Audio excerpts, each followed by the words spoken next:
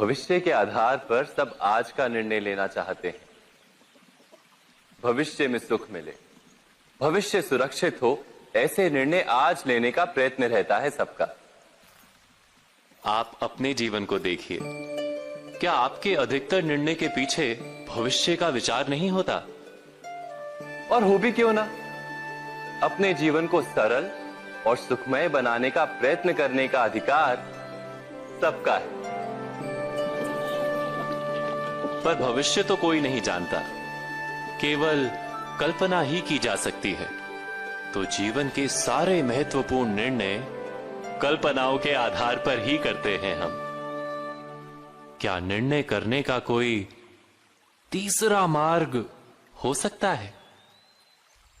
विचार कीजिए।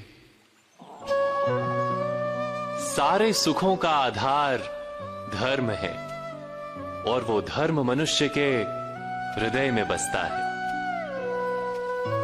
तो प्रत्येक निर्णय से पूर्व स्वयं अपने हृदय से ये प्रश्न अवश्य पूछ लेना कि ये निर्णय स्वार्थ से जन्मा है या धर्म से। क्या इतना पर्याप्त नहीं? भविष्य के बदले धर्म का विचार करने से क्या भविष्य अधिक सुखपूर्ण नहीं होगा? स्वयं विचार कीजिए।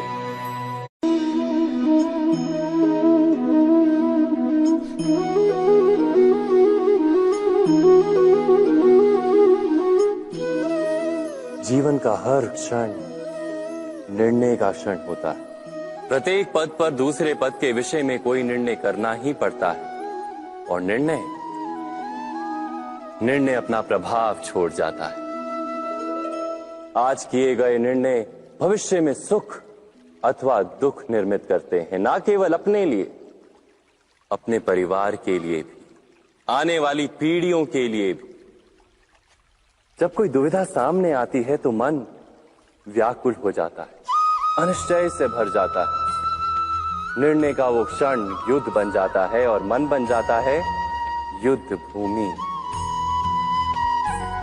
अधिकतर निर्णय हम दुविधा का उपाय करने के लिए नहीं, केवल मन को शांत करने के लिए लेते हैं। पर क्या कोई दौड़ते हुए भोजन कर सकता है? नहीं। तो क्या युद्ध से जूझता हुआ मन कोई योग्य निर्णय ले पाएगा? वास्तव में शांत मन से जब कोई निर्णय करता है तो अपने लिए सुखद भविष्य बनाता है। किंतु अपने मन को शांत करने के लिए जब कोई निर्णय करता है तो वो व्यक्ति भविष्य में अपने लिए कांटों भरा वृक्ष लगाता है। स्वयं विचार कीजिएगा।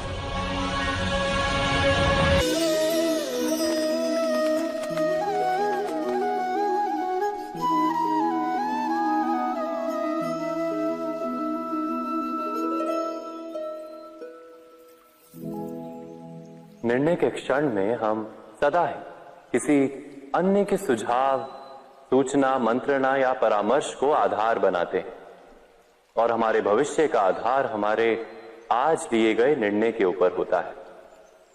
तो क्या हमारा भविष्य किसी अन्य के परामर्श, किसी अन्य के सुझाव का फल है? क्या हमारा संपूर्ण जीवन किसी अन्य की बुद्धि का परिणाम? क्या हमने कभी विचार किया है? सबका अनुभव है कि भिन्न भिन्न लोग एक ही स्थिति में भिन्न भिन्न परामर्श देते हैं। मंदिर में खड़ा भक्त कहता है कि दान करना चाहिए और चोर कहता है यदि अवसर मिले तो इस मूर्ति के श्रृंगार चुरा। धर्म से भरा हृदय धर्ममय सुझाव देता है और अधर्म से भरा हृदय अधर्म का परामर्श देता है। धर्ममय सुझाव का स्वीकार ही मनुष्य को सुख की ओर ले जाता है, किंतु ऐसे परामर्श का स्वीकार करना तभी संभव होता है जब हृदय में धर्म हो। अर्थात किसी का सुझाव अथवा परामर्श स्वीकार करने से पूर्व स्वयं अपने हृदय में धर्म को स्थापित करना